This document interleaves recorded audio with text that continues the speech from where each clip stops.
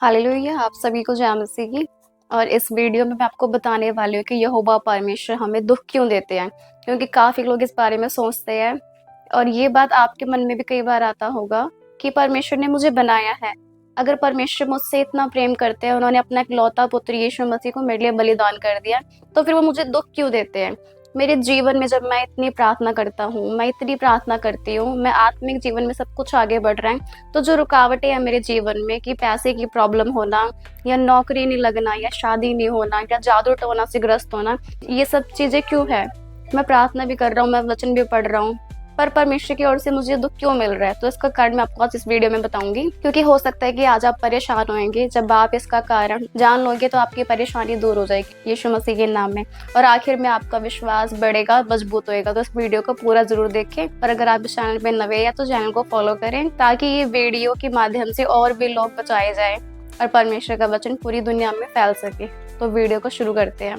तो इस वीडियो को शुरू करने से पहले मैं आपको एग्जाम्पल से बताना चाहती हूँ, उदाहरण से समझाना चाहती हूँ कि जिस तरह एक पिता अपने बच्चों को डांटता है, सिखाता है जब वो गलती करता है, वैसे ही आप परमेश्वर के बच्चे हैं। हम सब परमेश्वर के बच्चे हैं, और अगर हम गलतियां करेंगे, परमेश्वर के रास्ते पे चलते हुए भी कुछ गलती हमसे हो जाती है, चाहे वो सोच विचारने में हो, बोलने में हो, लड़ाई झगड़े में हो, या किसी से ईर्ष्या हो, तो वो गलती जो हमें नहीं करनी चाहिए। तो इसलिए परमेश्वर हमें क्या करते हैं, ताड़ना देते हैं, हमें दुख देते हैं। तो इसमें आपको परेशान होने की बात नहीं है, क्योंकि ये दुख से आपका मन परिवर्तन होएगा। तो परमेश्वर भी देखते हैं कि कौन व्यक्ति फल देने वाला है और कौन व्यक्ति नहीं है। तो इसीलिए अब हम जानेंगे कि आखिर परमेश्वर ही दुख देते हैं। जैसे आप सोचते होंगे कि अपने मन में कि मेरे जीवन में नहीं बल्कि और इस दुनिया में भी जो लोगों के साथ गलत हो रहा है, जैसे बाढ़ आना, तूफान आ रहा, ये सब कुछ क्या ये परमेश्वर ही करते हैं। अगर परमेश्वर ने इस दुनिया को बनाया है तो वो बाढ़, तूफान, भूकंप क्यों लेके आते हैं। तो इसलिए इस वचन के द्वारा हम जानेंगे। बाइबल में लिखा है यशायाह 45:7 में, मैं उजियाले का बनाने वाला और अंधियारे का सृजनहार हूँ। मैं शांति का दाता और विपत्ति को रचता हूँ। मैं यहोवा ही इन सबों का करता हूँ। आमीन। तो यहाँ पर इसमें साफ साफ लिखा है कि परमेश्वर बता रहे हैं कि मैं शांति का दाता और विपत्ति को रचता हूँ। इसका मतलब है कि परमेश्वर ही शांति भी देते हैं आपको, आपके जीवन में लाइट आती है, और भी जितनी खुशियाँ हैं आपके जीवन में आने दे, ये सब कुछ परमेश्वर की ओर से होता है। लेकिन साथ में परमेश्वर विपत्ति को भी रचते हैं। इसका मतलब है कि परमेश्वर बनाने का काम भी करते हैं और बिगाड़ने का काम भी करते हैं। दोनों तरह का काम करते हैं परमेश्वर, और यही शक्ति, यही सामर्थ परमेश्वर अपने दासों को, अपने लोगों को देते हैं। जब आप यिर्मयाह के बारे में जानोगे, परमेश्वर ने यिर्मयाह को बनाने का और बिगाड़ने का दोनों का अधिकार दिया। तो आपको ध्यान रखना, अगर आप किसी भी परमेश्वर के लोगों को कोई गलत बात बोल देते हो, गलत व्यवहार करते हैं, तो उनके पास दोनों तरह की शक्ति होती है, कुछ भी कर सकते हैं। वो जो बोल देंगे वो हो जाएगा, लेकिन वो ऐसा करेंगे नहीं, ये उनके ऊपर डिपेंड करता है। और परमेश्वर क्या करते हैं, अपने दास के वचन को पूरा करते हैं।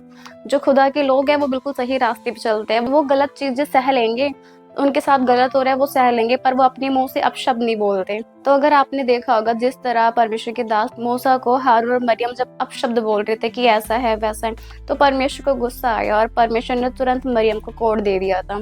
लेकिन मूसा इतने नम्र व्यक्ति था कि मूसा ने प्रार्थना करी। इसीलिए आपको किसी को भी परेशान नहीं करना है, किसी को दुख नहीं देना है। नहीं करते तो अच्छी बात है, और आपको करना भी नहीं है, क्योंकि बदला लेने वाले परमेश्वर ही है। और यहाँ पर इस वचन से यही पता चलता है कि जो लोग सोचते हैं कि परमेश्वर के बारे में कि वो क्या जानते हैं, वो दयालु परमेश्वर है, अनुग्रहकारी परमेश्वर है, लेकिन वो ये नहीं जानते कि जीवित परमेश्वर विपत्ति को वही रचते हैं और वही शांति की दाता है। तो दोनों तरह से वो काम करते हैं। इसको एक और वचन से जानेंगे ताकि आप अच्छे से समझ पाओ। तो उसमें लिखा है अय्यूब 5:18 में, क्योंकि वही घायल करता और वही पट्टी भी बांधता है, वही मारता है और वही अपने हाथों से चंगा भी करता है। आमीन। तो इस वचन के द्वारा आपने जान लिया है कि परमेश्वर ही घायल करेंगे और वही पट्टी बांधेंगे, वही आपको ताड़ना देंगे और वही आपको संभाल के लेके भी चलेंगे।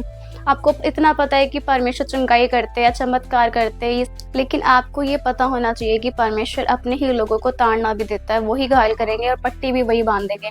लेकिन अब आपके ऊपर है कि आप अपने गुनाहों के लिए, जब आपसे जाने अनजाने में कोई गुनाह पाप हो जाते हैं, गलतियां होती है, तो उसके लिए आप पश्चाताप करते हैं या अपने मन को कठोर कर लेते हैं कि अब मुझे परमेश्वर के पीछे नहीं चलना है, अब मैं अपने मन की इच्छा के अनुसार चलूंगा। तो ये आपके ऊपर डिपेंड करता है।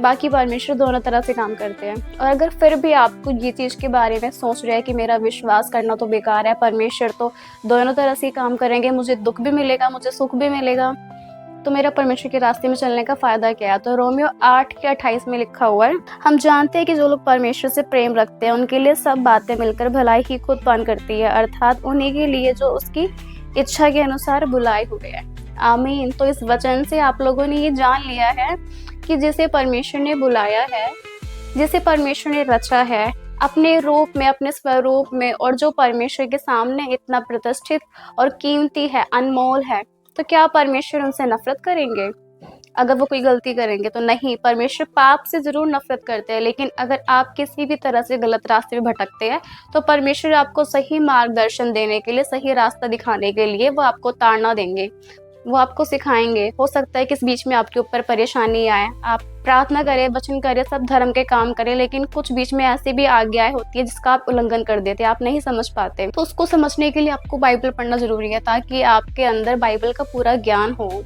इतनी आज्ञा है, कई आज्ञा तो हमें पता भी नहीं है, लेकिन जितनी आज्ञाओं को आप जानते हैं, लेकिन उसमें से भी जानने के बाद आप गलती करते हैं, तो फिर भारी दंड परमेश्वर की ओर से मिलता है। और जिस तरह हमने अभी रोमी में वचन पढ़ा है, इससे क्या समझ में आता है? इससे ये समझ आता है कि परमेश्वर से प्रेम रखने वालों के लिए अगर आप परमेश्वर की आज्ञा का पालन करते हैं, जो जो परमेश्वर कहते हैं आप पूरा करते हैं, ऐसा नहीं हो सकता कि आपके साथ कुछ अंत में गलत हो रहा है। क्योंकि अगर आपके साथ कुछ बुरा भी हो रहा है, आपको लग रहा है कि ये परेशानी बिना मतलब की आ रही है, उस बुराई में भी कहीं ना कहीं अच्छाई छुपी होती है, क्योंकि परमेश्वर से प्रेम रखने वालों के लिए सब बातें मिलकर भलाई ही को उत्पन्न करती है। इसका मतलब है कि आपने तो बीज बोया है, वो पेड़ भी बन गया है, लेकिन वो क्या फल दे दिया है? जितना फल आपने तोड़ा है वो आपको खराब ही मिला है, लेकिन आपने पेड़ के लिए मेहनत करा है, उसको उसमें पानी दिया, आपने खाद दिया, सब कुछ दिया है, तो अगर मेहनत करा है तो वो फल लाएगा, बिल्कुल लाएगा।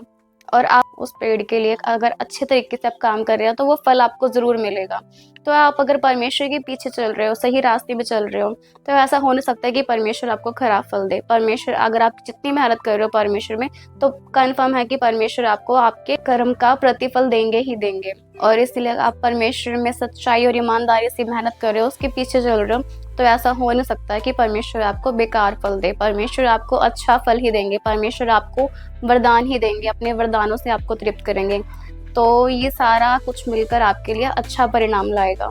तो मैं आशा करती हूँ कि आज के इस वीडियो से आप समझ गए कि क्यों हमें परमेश्वर पर भरोसा रखना है, चाहे परिस्थिति जैसी भी हो। मैं बता दूं, अगर परेशानी नहीं आएगी, आप प्रार्थना करेंगे, सब कुछ सीधा सीधा चल रहा है, इसका मतलब आप सीधे रास्ते पे नहीं चल रहे, जरूर आपका रास्ता गलत हो चुका है, आप गलत दिशा में जा रहे हैं। क्योंकि जब आप सीधे रास्ते में चलेंगे तभी रुकावटें ज्यादा आती हैं तब, क्योंकि शैतान को तब फर्क नहीं पड़ेगा जब आप गलत काम करेंगे। वो तो चाहेगा कि उस काम के लिए आपको और उकसाए और भरमाए। अगर आप परमेश्वर के सही रास्ते में चलेंगे तो ही शैतान आपकी जगह में बाधा डालेगा, ताकि आप आगे ना बढ़ सके, निराश हो जाए और आप परमेश्वर में आगे ना बढ़ सके। तो इस वचन के द्वारा आपने अपने विश्वास को और बढ़ाना है कि नहीं, परमेश्वर हर परिस्थिति में मेरे साथ है। बुरी परिस्थिति से लड़ने की शक्ति परमेश्वर सामर्थ्य देता है। उस बड़ी मुसीबत से आपको बाहर नहीं निकालेंगे, बल्कि आपको उसमें ही सामर्थ्य देंगे कि आप खुद उसका सामना करें। आमीन। ताकि आप आगे बढ़ सके। इसीलिए इस वचन के द्वारा आपने अपने विश्वास को और ज्यादा बढ़ाना है कि नहीं, परमेश्वर हर परिस्थिति में मेरे साथ है।